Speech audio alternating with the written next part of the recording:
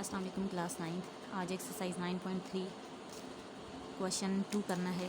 First question कर लिया था जिसमें मिड पॉइंट फार्मूला के अकॉर्डिंग हमने एनी 2 पॉइंट्स के मिड पॉइंट फाइंड किए थे फार्मूला के अकॉर्डिंग। जो हमारे पास फार्मूला था, m मिड पॉइंट होता है x1 + x2/2 y1 + y2/2। ये हमारे पास हों अगर p और q x1 y1 और x2 y2 अगर हैं तो इनका मिड पॉइंट इस तरह फाइंड किया जाता है। सो मेन कॉन्सेप्ट ये है कि हमें क्वेश्चन में गिवन है the end point p of a line segment P Q. एक लाइन सेगमेंट है पी क्यू।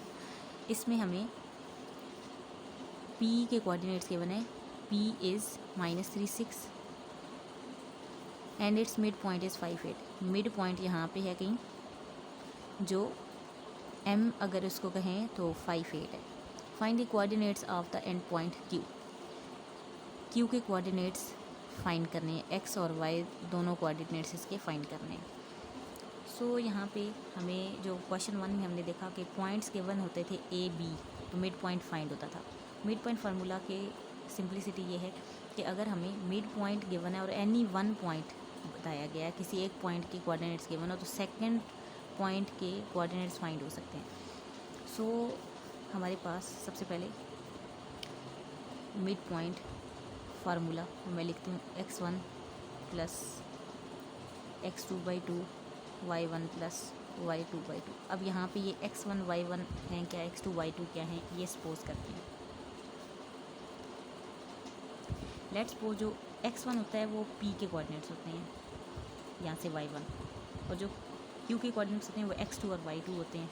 तो यहाँ पे हम p के कोऑर्डिनेट्स को कहते हैं कि वो x1 और y1 हैं, जो कि p के अकॉर्डिंग होगा -3 और 6। q के कोऑर्डिनेट्स x2 y2 हैं, जो कि हमें फाइंड करने हैं।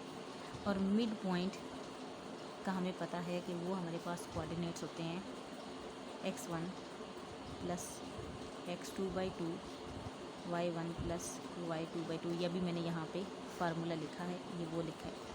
और यहाँ पे हमें जो m की गिवन है वो 5 8 है, ठीक है।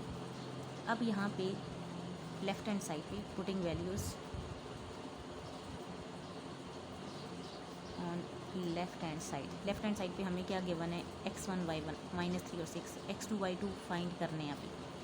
तो यहाँ पे इस साइड पे m आ गया, और यहाँ पे हमें x1 गिवन है -3 + x2/2,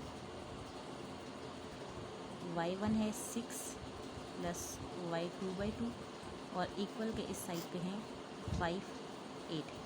अब ये देखें मिड पॉइंट है और उसके कोऑर्डिनेट्स हमें यहाँ पे ये लेफ़्ट साइड पे हैं और ये राइट साइड पे, और ये इक्वल है।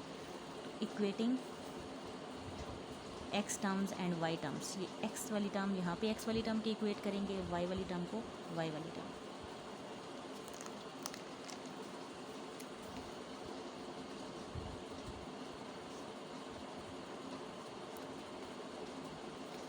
x term and y term on both sides of equation। सो यहाँ हमारे पास आ जाएगा -3 + x2/2 इज़ इक्वल टू 5, और 6 + y2/2 is equal to 8।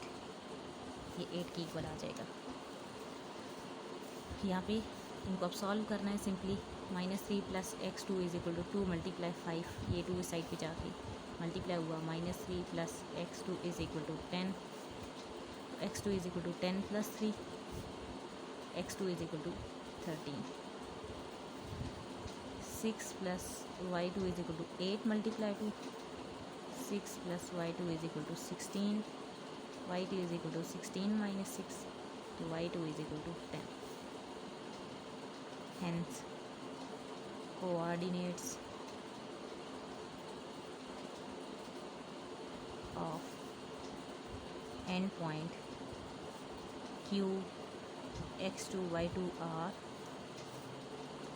q 13 10।